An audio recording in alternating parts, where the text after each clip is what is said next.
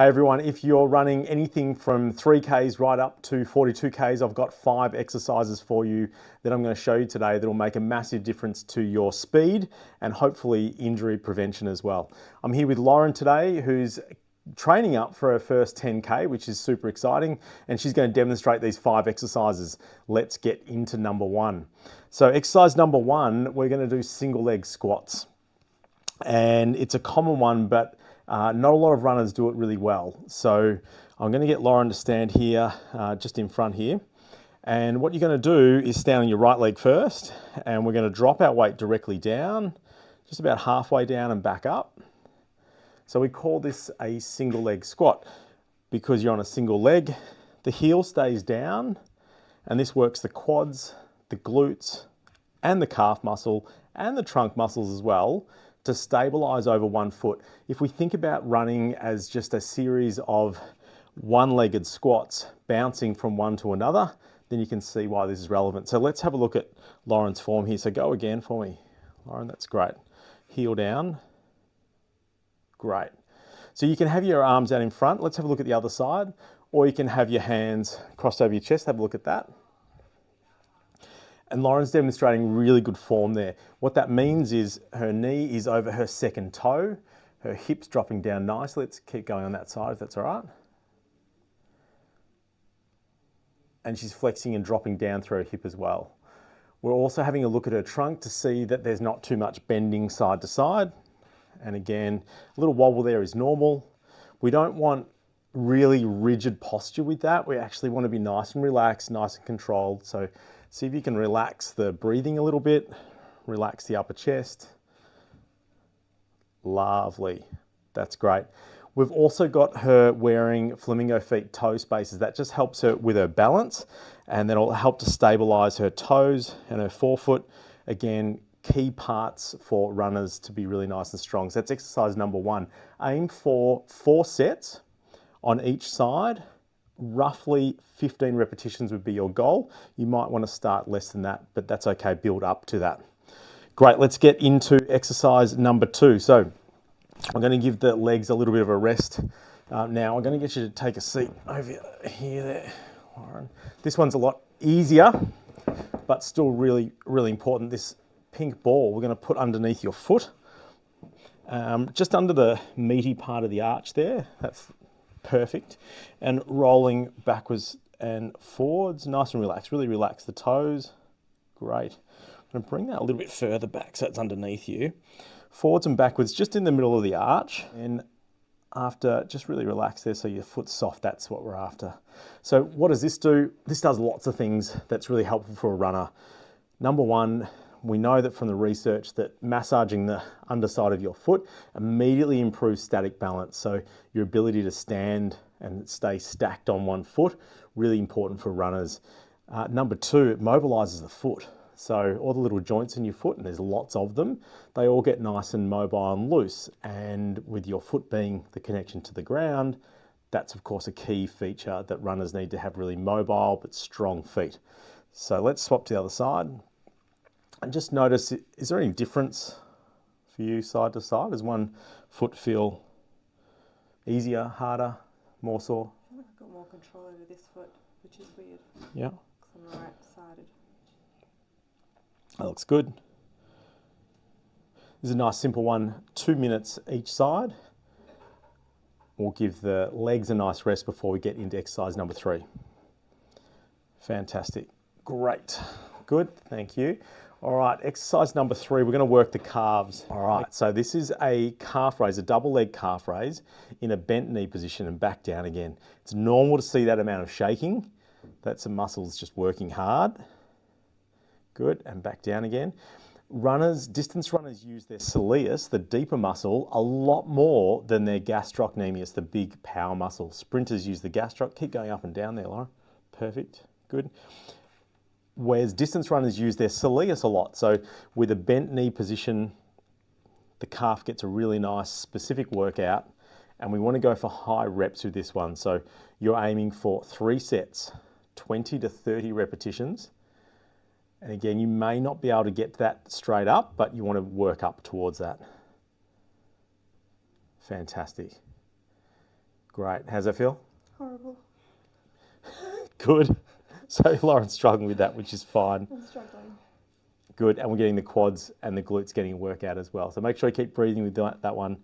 Her form's really nice with the center of the ankle coming up over the second toe. So we really like that.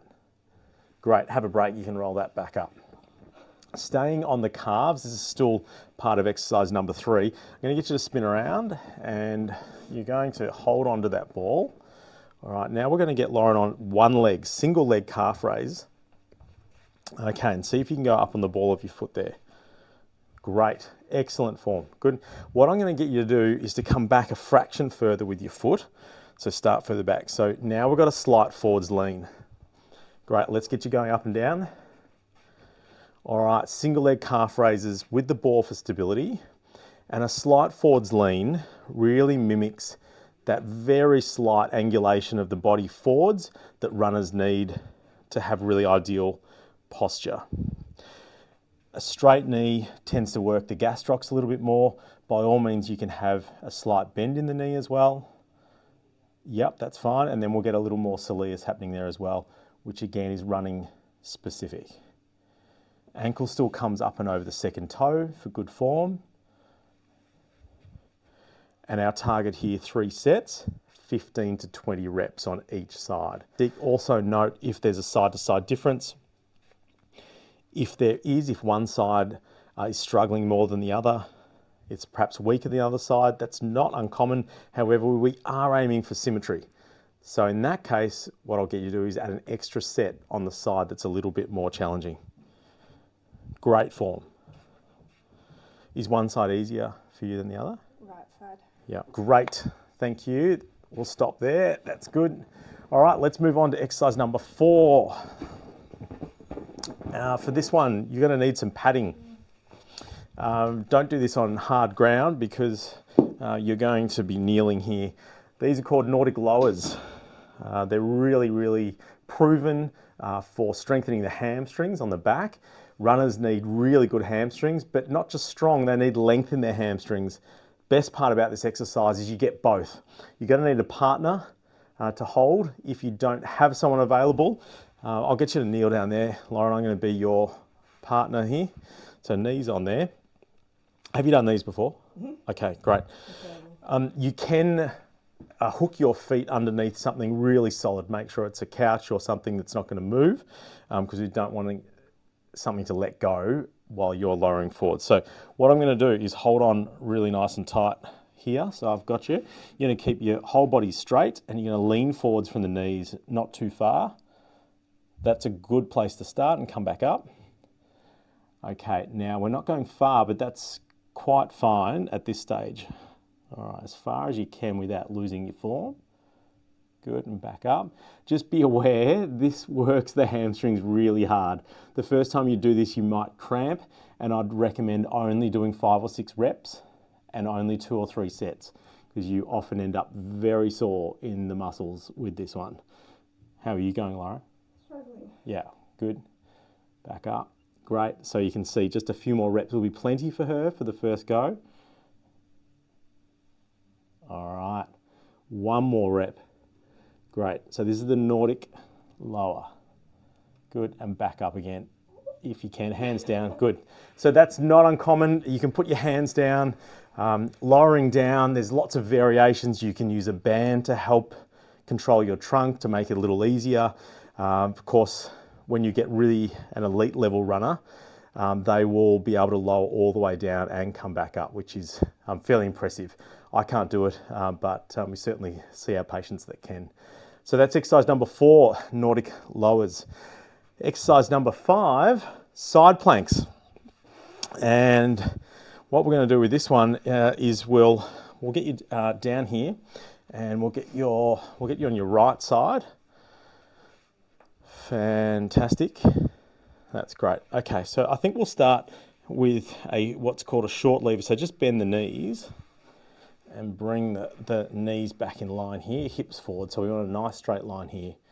All right, so what Lauren's going to demonstrate is getting right up on her elbow there and lifting up. We call this a side plank. Okay, we're looking for a straight line in this plane, and also no rotation, so the trunk doesn't rotate around. This is quite a challenging exercise for our side oblique muscles in our trunk. Also glute medius on the side here, really important running muscles. How are you going with that one? Good. If you want to make it harder, you can go to a longer lever. Go down and have a rest. We'll show you what a longer lever looks like. That's straight out here. I wouldn't recommend starting there. I'd recommend starting with a shorter lever.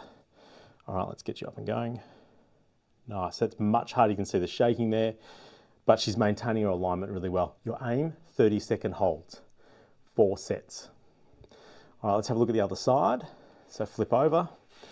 Again, we're looking for symmetry side to side. You'll often find that one side is weaker than the other side. Again, it gets 4 sets, whereas the stronger side might only get 3 sets. So we're biasing that weaker side. Great. So there's a little bit of rotation here.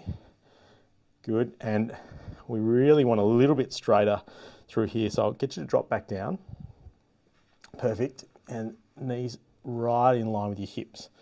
And go up in that position there. Now we're seeing the back arch a little bit.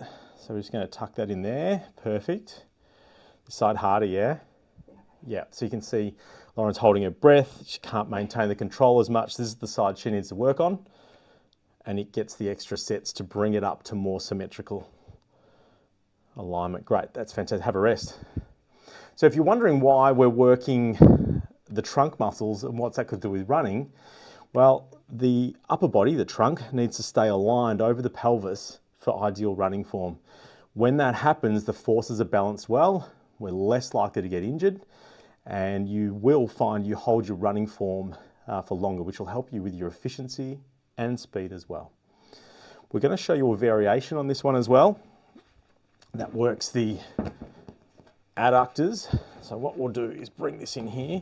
Now, this is a little bit tricky. A bench is better, but what we're going to do here, Laura, is actually bring this leg, we'll go here, and then you're going to put this leg up on the chair on there. So you have to sort of wiggle back into the chair a little bit. So you can get that knee up on there. Good. Make sure that's fixed. I'll make sure she's safe there. All right, get right in line with your hip. So elbow back a bit, and let's see how you go here. So you're going to lift up again. Good. And see if you can bring that hip forwards. Good. Can we get this hand off? There you go. A little higher through the trunk. Good. And if possible, can we lift this up off the ground? There you go. This is called a Copenhagen bridge. Same thing, we're getting trunk control, which she's struggling with, but we're now working the adductors, not the abductors on that top leg. Good, and back down again. Nice job. Can we have a look at the other side? Good. Ideally nice in line. Good, perfect. Great. Again, we're seeing much better form on this side. A little easier on this side. Yeah. So she's able to maintain her alignment much, much easier on this side. You can drop back down for a rest. We'll get to 30 seconds on that side. However, the other side that needs a little bit more work, I'd start at 15. It gets the more sets. So again, we're correcting that asymmetry, trying to get them both the same. Really good form on that side. Good job. There you have it. Those are 5 exercises that any runner can do, and it will massively help your running form. There is one more tip that I'm just going to show you here that I think every runner really needs to understand, and this will make the biggest difference for understanding running injuries. So follow me over here. Fantastic. I hope you've taken a lot from those 5 exercises, and I did promise a bonus tip at the end. Thank you so much for watching this far, and if you've seen some value in this and you found it helpful, please like that. Feel free to share it with any of your friends or family or other runners, and it's super helpful to us and the channel if you subscribe, and it'll really help us create content for you. Now, the bonus tip. This is really something simple, but a lot of people forget. So whether you're talking about preventing a bone stress injury, which is really common in a lot of runners once they start running more and more mileage, the chance of your injury gets higher and higher and higher. If it's a bone stress injury you're trying to prevent, or an Achilles tendon problem, all these other common issues, there's one thing you must keep in mind. I'm going to draw a simple graph here for you. And here, no matter what the tissue is, bone, tendon, muscle, you need to think about what capacity that particular tissue has. how strong it is, how robust it is. And then there's another graph chart here, and this is load. If you load, so think the amount of kilometers you run, the intensity of the session. If the load stays below the tissue capacity, you won't get injured. If the load starts to creep up above the tissue capacity for sustained periods of time, not just one session, but sustained periods of time, that tissue will ultimately break down, and that's an injury.